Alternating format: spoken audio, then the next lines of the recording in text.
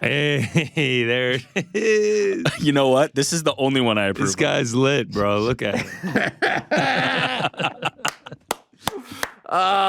Yeah, we're killing it, guys. We're Get killing one it. of those. Oh, it's so great. It's so great to be alive. Last night, by the way, fellas, I went to see Sarah Silverman in a rare Sunday night out for the old folks.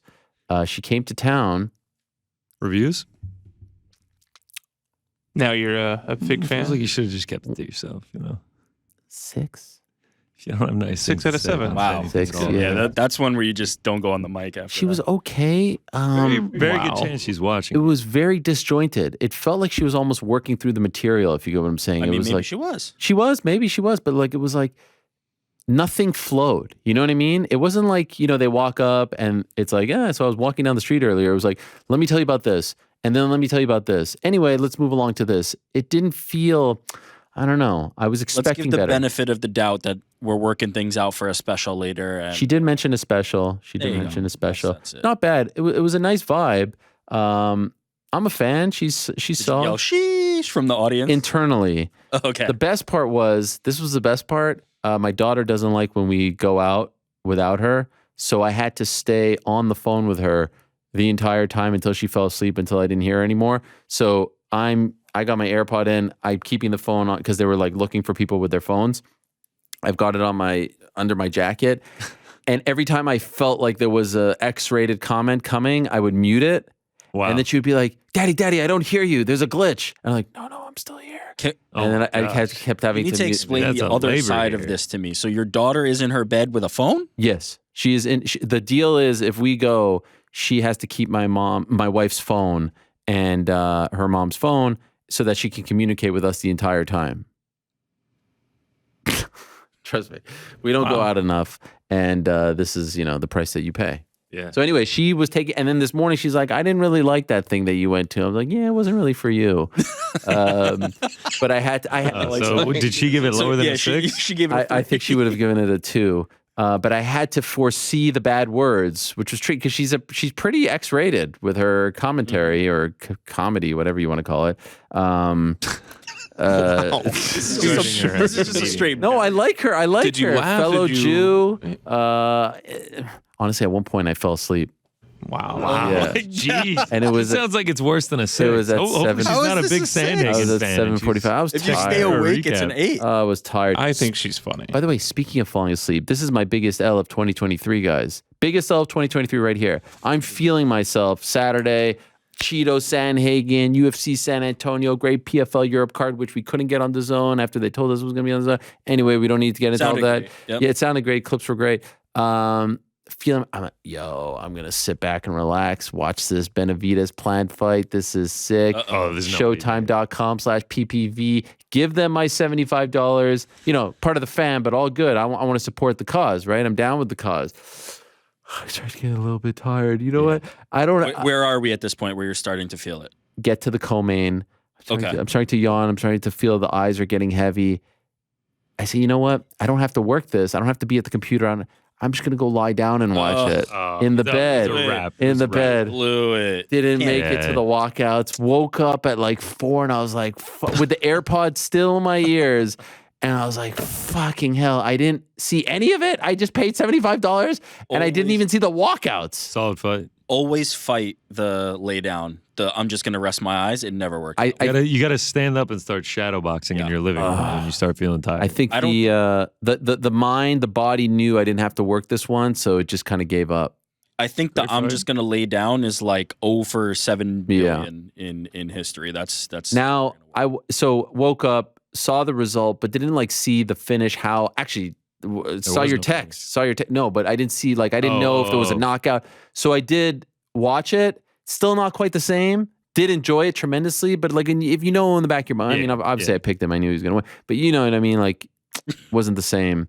I knew he was gonna win. I felt like an asshole. I have to say. I don't know. I'm sure a lot of people can sympathize with that. That's why I watched it on a can't lie down. laptop in my bed. And did That's you how fall late it asleep? was. No. Stayed up for it. Yeah, it was tough. Watched it all the way through. It was tough. All right, we got to get to all that and more. Back into the show, like I said, picks. Prior to that, Nate the Train Landwehr, who had a very nice win and continues to be one of the more entertaining fighters, both in the cage with his fighting and on the microphone as well. So we'll talk to him at around 3:25. At 3 o'clock, Valentina Shevchenko will stop by. First interview for her on this show and maybe anywhere. I don't know. Since the Alexa Grasso fight just a few weeks ago in Las Vegas, talk about the future. Of course, we spoke to Grasso last week. She was wonderful, but curious to see how Valentina is doing since the loss, her first loss as a flyweight. Prior to that, we're going to be joined by Corey Sandhagen, who had the massive win over Marlon Chito Vera this past Saturday. Talk to Corey and more on that fight in a second. Prior to that, Jorge Masvidal, who is 2 weeks away now from his big return fight against Gilbert Burns in Miami, the 305 where he resides, but also has a massive event as far as his promotional business is concerned. This Saturday in Milwaukee, it's Game Bread Boxing, headlined by Anthony Pettis versus Roy Jones Jr. Remember, he told us about the whole card a few weeks back. Jose Aldo against Jeremy Stevens and many others. So we'll talk to him at 2 o'clock, and at 1:40, Dakota Decheva, who had a very impressive submission win, especially considering her background in Muay Thai. First submission win for her on the PFL Europe card. Herself, Simeon Powell, big time draws for them over in the UK. They sold out in Newcastle, one of 4 events, and I really like what they're doing. They've got Sean O'Connell on the mic. They've got Dan Hardy, Stefan Struve, my good friend Wade Plem in the bowels of the arena doing some stuff. It's a nice presentation. They're building something, enjoying it, and it's on DAZN as well. Hopefully the next one will be available here in North America, so we shall see. A lot to get to on today's show. Obviously, the big story from this past weekend was the main event on Saturday. A lot of thoughts about that fight. And so let's get into it. It's San Antonio. It's Corey Sandhagen versus Marlon Chito Vera in the best weight class in the UFC, without a doubt. It's the 135-pound male weight class. So much activity, so many big fights as of late. We had Merab and Yan just a couple of weeks ago. We've got Cejudo and Sterling in early May in New Jersey. Was very curious about this one. And if you remember, and I believe I said it on this show, it's hard to keep track, but I think I said it on this show. I wondered out loud if the Cruz fight from last August would be a preview of what's to come in this fight. And perhaps if you were trying to pick a winner, would that be the preview that you needed to pick Corey Sandhagen? In other words, Corey has a similar style to Dominick Cruz, loves to switch stances, does it very effectively, is very good on his feet, very quick, very dynamic. And I would say at this point, quicker and more dynamic on his feet than Dominick Cruz. Obviously has the wrestling as well. And we saw that Chito had some trouble with it. Now, I know the knock on him, if you want to call it that, is that he starts a little slow, but it did seem like he had a bit of trouble with it in the fight back in August in San Diego against Cruz. And so I wondered if the same thing would happen in this fight and he would have even more trouble given the fact that Corey Sandhagen is a better fighter than Dominick Cruz is right now in March of 2023. And I feel like that's what happened. I feel like the switching stances, the striking was so on point, mixed it up with some wrestling, first and second round, the stuff that he did on the ground and pound was very effective. And I thought it was a very, very easy fight to score. I thought it was one of Corey, and you know how highly I think of Corey Sandhagen. I thought it was one of Corey's best performances, arguably, if not the best performance that we've seen. Total package against a high-level opponent that we've seen from him in quite some time. And even like recently, had the tough fight against Yan, and you're like, all right, is he going to be able to bounce back? Obviously, the Sterling fight a few years ago now was a huge setback, but it felt like he owned that cage. It felt like he knew he was the better fighter. He was going to show it. He belonged. He was going to big brother Chito. And I just thought that he fought marvelously. I mean, it was an exquisite performance. And I think at worst, it was 4-1. At best, 5-0. And so we don't need to harp too much on the 48-47, but they did read it out first. And you saw Chito almost be like, oh, snap, maybe I got a shot here. Of course, that was an egregious, that's like a criminal scorecard. How you can even come to that conclusion and give him the last 3 rounds of this fight, which was what happened, absolutely absurd. That was not a fight that was won by Chito Vera. It just wasn't. And I think he would be the first to say that as well. Corey Sandhagen deserved the unanimous decision, and ultimately, does it matter? No, I guess not. But these things tend to pile up, and we'll get to more on that in a moment. But I was so impressed with Corey. The way this guy switches stances so effortlessly, like that is not easy to do. And I know it's a little bit easier in MMA than it is in boxing because of the wrestling and whatnot, but it's still so impressive to watch. And he was so good against such a good boxer and used his length, used his range to his advantage. And then the stuff that he did on the ground, it was I was blown away by that performance. I was truly blown away. Was it the firefight that some of us were expecting? Maybe not. But that was a masterclass. It really was. I was really, really impressed. And then the call out afterwards was just as fun. Him calling out Merab, which, by the way, how many people are calling out Merab Dvalishvili, who you could make a case for maybe being the toughest matchup right now for anyone in that weight class? How many dudes are calling out? Most dudes in that position are calling out Sugar Sean O'Malley, in my opinion. And where do I sign up? Excuse me, for Sugar Sean O'Malley versus Corey Sandhagen. Where do I mean, could you imagine that striking affair? That would be amazing. Corey is not that guy. He is not that guy. I mean, that's the easy one, right? He calls out Merab. He calls out Merab Dvalishvili, who did what we just saw him do to Petr Yan, who we all think so highly of just a few weeks ago. Says a lot about Corey, who Corey is. I don't know if you guys saw his post-fight press conference, but his post-fight press conference was also incredibly entertaining because he's just so brutally honest. He's so blunt with the way in which he speaks. I really, really enjoy everything about him. I feel like he's so comfortable in his own skin and just being himself. And I like that. He doesn't put on a front and is just an amazing fighter. I said it a long time ago. I said it prior to 2020. I think this guy will one day be a champion. And I still believe that. In fact, I felt like those feelings were reinforced on Saturday after that performance. Chito will be back. It's a small setback for him. He's still a great fighter. He's still very much in the mix. I didn't like this whole, like, I'm not done yet talk. He's 30 years old. Chito Vera is 30 years old. He has improved. He was on the short list for most improved fighter of last year. He's not going anywhere. Does he ultimately one day become champion? You know, that remains to be seen. But this guy is a great fighter who needs to learn how to maybe, you know, pour it on a little earlier.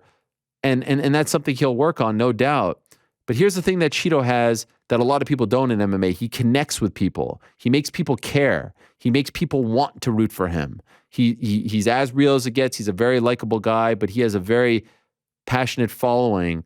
And it's not because he, you know, is great on social media. It's not because, you know, he comes from a different world and was able to cross over. Like, there's just something about him that makes people care. And so that's the X factor. There are great fighters who don't have a following, who don't get people to care, whose shelf life are shorter. Like, the moment they slip up, they go all the way back down the ladder. Chito doesn't go back down the ladder because of how good he is, because of the recent run, but also because people care. And so he's going to have big fights. He's going to have big opportunities. In fact, just yesterday, he called out Petr Yan, which I love that call out. I mean, the fact that he's calling people out 24 hours after a very disappointing loss speaks to just how special he is as well. So 135 is super interesting. And the thing is, I don't really feel like we need to make any proclamations here on this Monday because, let's be honest, we don't really know how this is all going to play out. And there's so many what ifs. If Aljo loses to Cejudo on May 6th, how do you not do Merab versus Cejudo? And maybe Suga's getting the winner regardless. But you kind of have to wait and see what happens there, right? And if Merab does get the title shot, well, then what do? You do Sugar versus Corey, I would think. And if Merab doesn't get the title shot and you're going to give it to Sugar, then you got to do Merab versus Corey, I would think. Seemed like Merab was down in that sweet vest and that open collar. Guys starting, well, not really starting fights, but like, you know, trying to back his boy Aljo in front of the heckling crowd. Did you see that? He's like climbing up the freaking barricade. The guy's the man. Love Merab. Love that division. Love everything about it. And Saturday was a great showcase for it, in my opinion. It was not a great showcase for Texas. Texas is an absolute joke. Texas is an absolute joke when it comes to officiating. And once again, that was on display. Not only in the main event with the 48-47, they had Dan Miragliotta judging UFC fights The last time Dan Miragliotta judged a UFC fight was in the 20th century, was 1999. He did judge a couple of Bellator fights in the year 2000, but why do you have Dan Miragliotta judging? He's a ref. Now, is he as qualified as some other people out there like you and I? Sure, but couldn't find anyone else. 1999, and maybe I shouldn't complain. Maybe I shouldn't complain because here's the worst thing about it all. And the UFC can't wash their hands of this. No more. Enough. I'm done with that. Because here's the thing. You guys may have seen this. I didn't get a chance. Do we have the screen grab? You guys have seen clearly the Fury FC. I mean, the thing has like 2 million views on Twitter.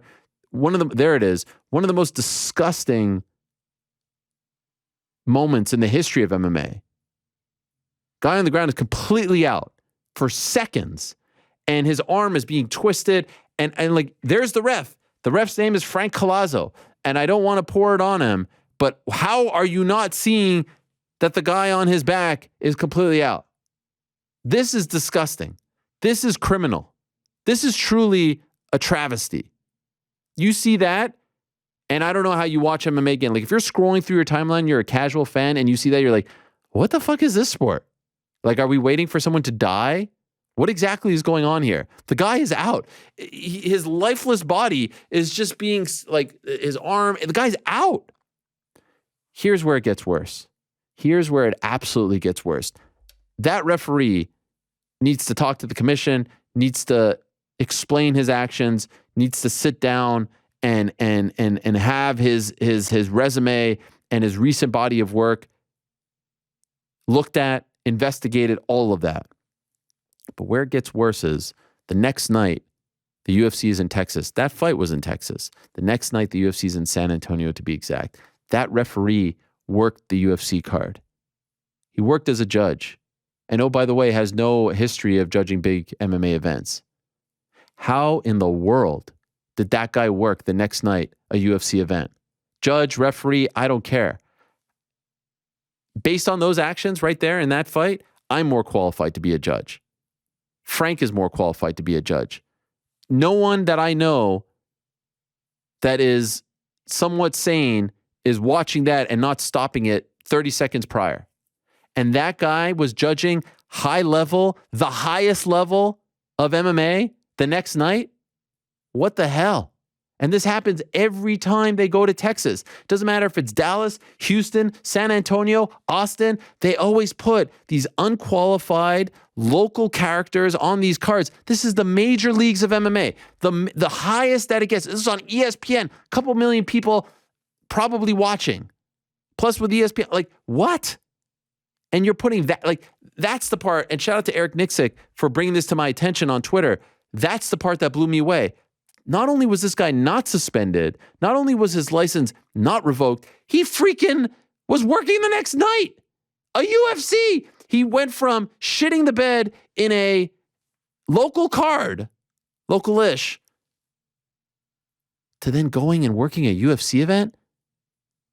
Where's the statement? Where's the sanction? Where's the accountability? Where's the reprimanding? And here's the thing. UFC and Dana White in particular are going to go up there and say that it's all the commissions. They do it. And they are right. The commissions are the one that most, more often than not are the ones picking, especially when they're in the United States. That is true. But we have seen the UFC say, we don't want this guy working. Steve Mazzagatti, nowhere to be found after Dana White said, we don't want him working. And we have also seen the influence that Zuffa and the UFC have on commissions. They could do what they want. They could go to Nevada and say, hey guys, can you sanction this slap league? Can you do this for us? They have that. You think that the UFC can't go to Texas and be like, tell me who you got, who's working, what are their credentials? Why isn't that happening? Why is it that every time we go to Texas, it's these characters that have no business reffing or judging UFC events? Why is it that they are the ones working when they have no business not only reffing or judging UFC events, they shouldn't be reffing or judging the freaking strip mall karate classes based on their actions? You think I want that guy teaching my kids how to compete? How to learn? What the hell is going on? And how do they just wash their hands of this? How does someone not look at the list and be like, whoa, whoa, whoa, whoa, whoa. Isn't that the guy who's in this viral moment that just happened 12 hours ago? He's working our card? No thanks. No thanks. Can we get someone else? What the fuck? Like, this is fighting. And so we could brush off the 48-47 because ultimately the right guy won. But what if there's another dope there who thought that Cheeto won? And now Corey Sandhagen is robbed of his win and robbed of his money. We can haggle about the Macy Barber, Andrea Lee fight, and that was a close one, whatever. But this was a 5-0 fight. And you scored it 48-47 for Cheeto, 4-1 at best. But you still had it 48-47. How is that possible? And the freaking guy who looked like he was watching a dead body out there, he's judging the next night. I mean, what is going on? What the fuck is going on in Texas? How do they keep allowing this to happen? I say this analogy all the time, but like when the NBA came to Oklahoma City for the first time, they didn't get the local refs from the YMCA to start, reffing Oklahoma City basketball games. Just because the UFC has come to town doesn't mean, every dude who owns a strip mall karate school gets a chance at the big leagues. That's not how the way this should work. The UFC needs to take some ownership of all of this. It's their product. They're the major leagues. There's nothing wrong with saying we don't want this guy. Now, if we want to draw a line that they can pick, fine. I don't even hate that, to be honest. But there should definitely be nothing wrong with saying we don't want this guy, that guy, this guy. Pick again. Give us more names. Do a better job of finding talent. Do a better job of educating. Where are the sanctions? Where's the accountability?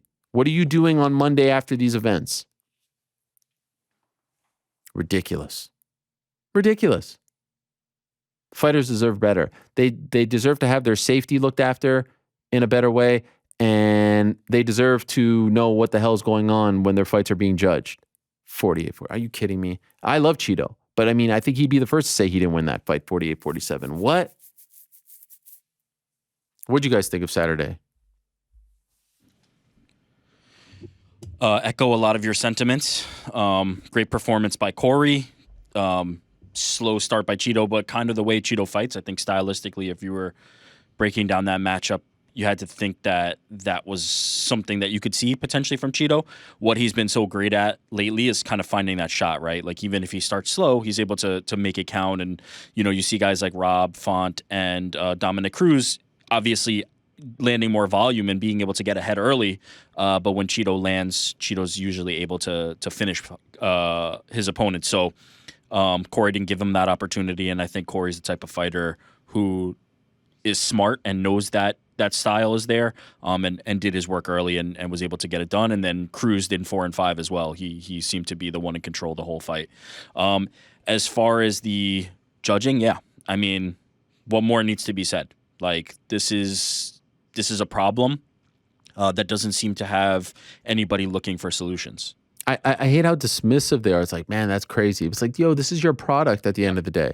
This is your product being judged. Don't you want the best people in place to judge it? Ultimately, people aren't educated enough to know that it's not the UFC's judges, that it's not the UFC's refs. Like, honestly, maybe not as much, but a couple notches below, as much as they're investing in the PIs and all that stuff, the same needs to be invested in officiating. It can't just be some schmo working on your product, judging your product, overseeing your product. It can't be. There's too much at stake here. There's too much on the line. From a wins-loss perspective, but from a safety perspective. That guy should not be anywhere near a cage ever again after that. Like, Steve Mazzagatti was infinite. What was Steve Mazzagati's big, infraction? That he freaking said John Jones lost? That he took a point from Brock Lesnar in the heat of battle when, it was a little bit dicey? We never saw that out of him.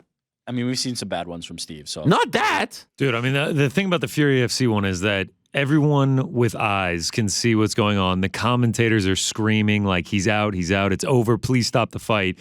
And then, as you can see by the picture, the dude standing 3 feet away isn't stopping the fight. With a perfect look at his face. It's not like his face is on, makes, you know what I mean? No sense. The fact that the commentators are screaming like, he's out, stop the fight. It's crazy. It's crazy. It's scary. And honestly, I didn't realize. I did not realize in the moment that guy was working. Eric Nixick deserves all the credit for that. Maybe someone else noted it on on Twitter as well. Shout out to MMA Decisions, where you can go and look at someone's history. And I looked up the guy's history, and he has no history. Working UFC events like this, of this caliber, of this magnitude. And now all of a sudden he's in there the day after something as bad. Like you deserve a suspension. And again, it drives me. Suspension. I mean, I go so far as to say Revocation. that's like almost criminal. Like Yes. that guy's life was in your hands and you didn't do your job there. I don't know why anyone would hire him as a referee again after that. But this creates some of the counterpoints, right? This creates some of the issues, to play devil's advocate, right? If the pressure is the referees and the judges are being protected to a certain extent against the repercussions of this because they don't want them to make errors going the other direction, right? There's a certain pressure and fear of making mistakes that could potentially come as the counter side of this. Also, when you talk about like the UFC taking responsibility, I agree. I think that is, and we've talked about this before, I agree that that's a step that needs to be taken, but I think it needs to be a collective, right? I don't think it needs to be the UFC.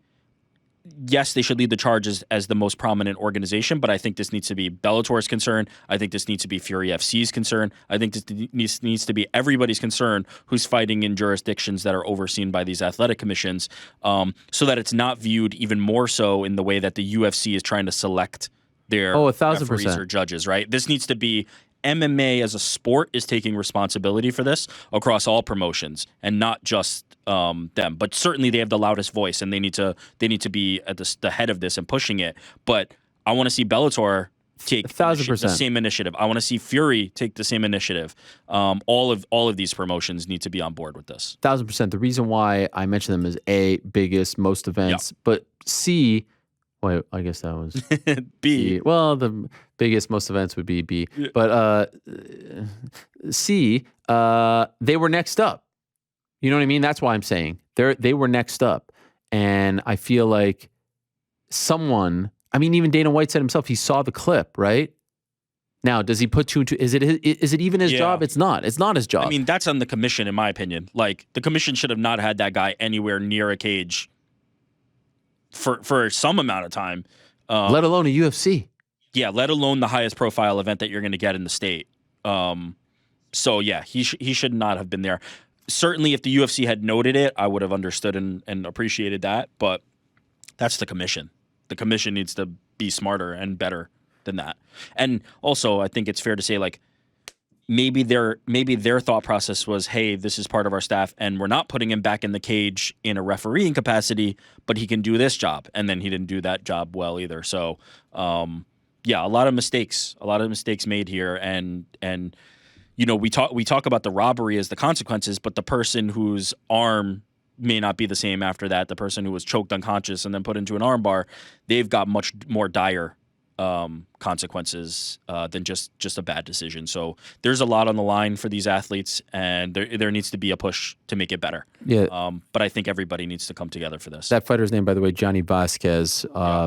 The guy who was winning the fight and ultimately won was Edgar Chairez. Did you want to say something, GC? I saw you open your mouth. Oh, just a Vera scorecard was just insanity to me. How you could score that for Cheeto. Did you get any slips, split decision? I'm sure those dudes were happy. Yeah, I mean, it almost feels like a robbery there to even take the sportsbook's money. Like when they said Vera, I was just like, "There's no way they cannot do this to Corey Sandhagen." Like the first two rounds were so definitively Corey Sandhagen, inarguable. I know all the judges gave it to him, but to say that he didn't win any of the last three rounds is insane to me. Who does Corey Sandhagen fight next? What's the prediction?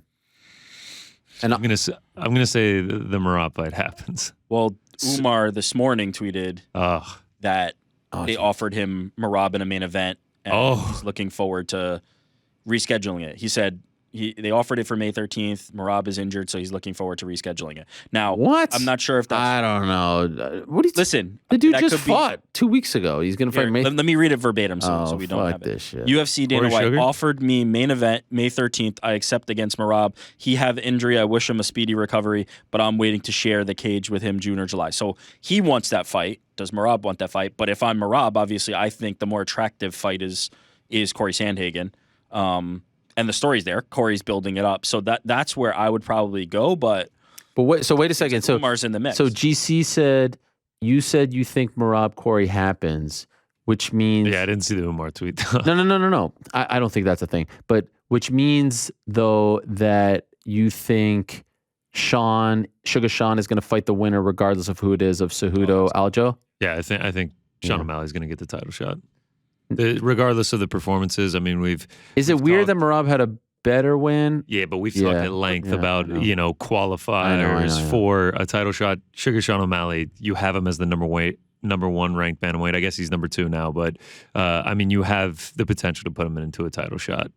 If you're Sean, what's your reason to take another fight? Like the champs both probably want you. If you're Merab, Huge what's money your fight. reason? Just money. If you're Merab, what's your reason for what? To take any other fight? Yeah, I mean his. Yeah, because the champion is his friend. That's his. No, I'm that's saying if his doing. Cejudo, That's if his choice. Cejudo wins. Oh, if Cejudo wins, because Sean's next. Yeah, I guess. Because But we all they, assume that Sean's they next. haven't come out and said it.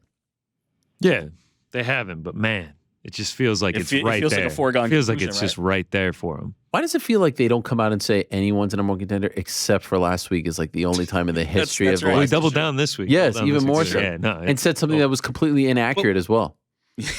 But why would you ever do? Just to circle back to that, there's no reason to do anything but O'Malley. It makes the most business sense. Yeah. It's the fight. Well, yes, the pay-per-view numbers will be huge. Yeah, why- Like, Do you Why realize sell the though, shit out of it. unfortunately, because I'm bummed about this because O'Malley's young and in his prime. By the time this fight happens, it will probably be a year since his last fight. I think it's worth it October? to me for a title. Yeah, probably will. I mean, yeah. Like, what's it to him to fight No, incredibly difficult matchups No, in no, I either know. Merab or Corey Sandhagen? And of all the guys, he's the one who, when he was on suspension, was actually putting in the work and in the lab and able to kind of build himself up. I don't think he minds. I don't, listen. He's a big star. So Merab versus Corey is a freaking fight. Oh, man. Sheesh. I mean, Yeah, you said it, bro. Jeez Louise, who wins that fight?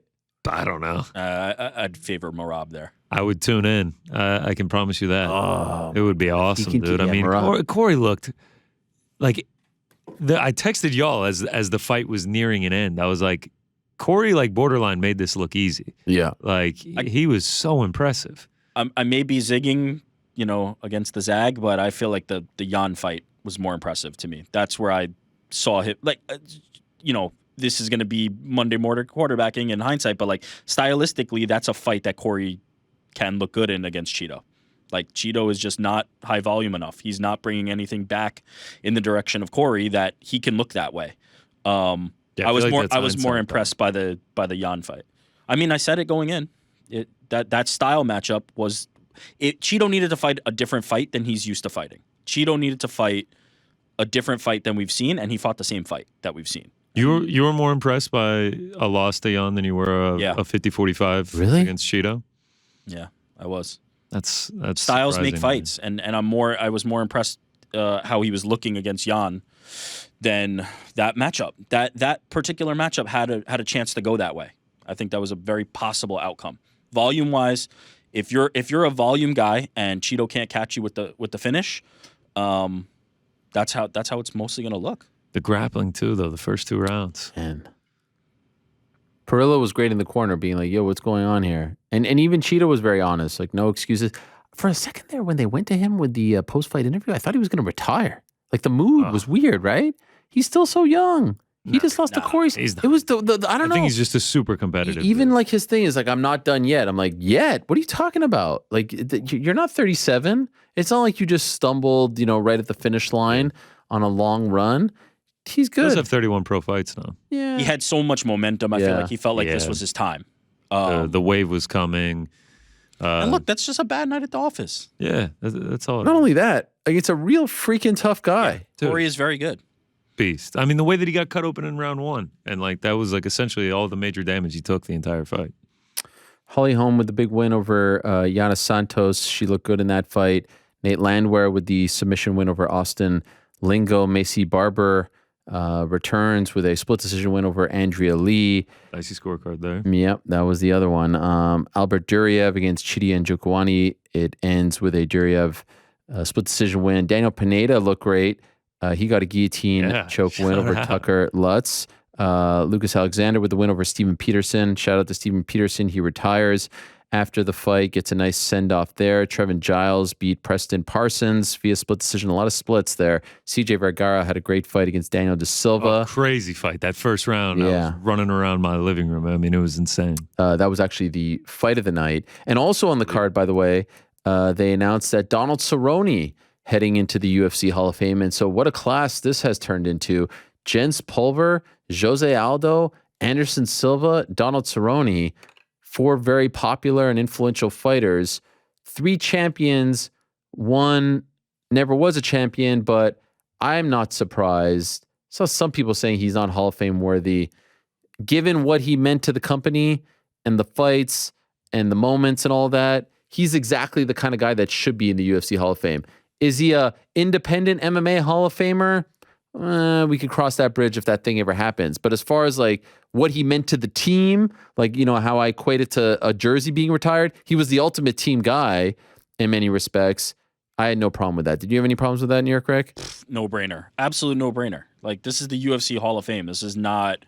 First of all, I think he would have like the quote unquote, if we're comparing it to baseball, like counting stats to make him a Hall of Famer anyway, just because he's been around so long and won so much and done so much. But UFC Hall of Fame is no brainer. Yeah, like how could Cowboy not be in this for what he did have that tough week there a few years back with the MMAAA, where it seemed like maybe he wouldn't enter, but they quickly pulled the plug on that one. Still not sure if the eye injury was real or not. I still have not confirmed that. Remember that picture? Yeah, they had the picture with Bjorn. I'm pretty sure. So why did he show up to the picture with the freaking eye? Yeah, I don't know. He had the makeup on, didn't take it off? I mean, come on. I don't know. Anyway, so congratulations to Cerrone, and that was a nice moment there with his sponsor, with his family. What was that? Fight Milk sponsor for Cerrone. Yeah, what is that? Always Sunny in Philadelphia. Okay, that's how I got introduced to Donald Cerrone. What the hell is Fight Milk? It's a gimmick. You gotta go watch the episode. All right, from Always Sunny. Shout out.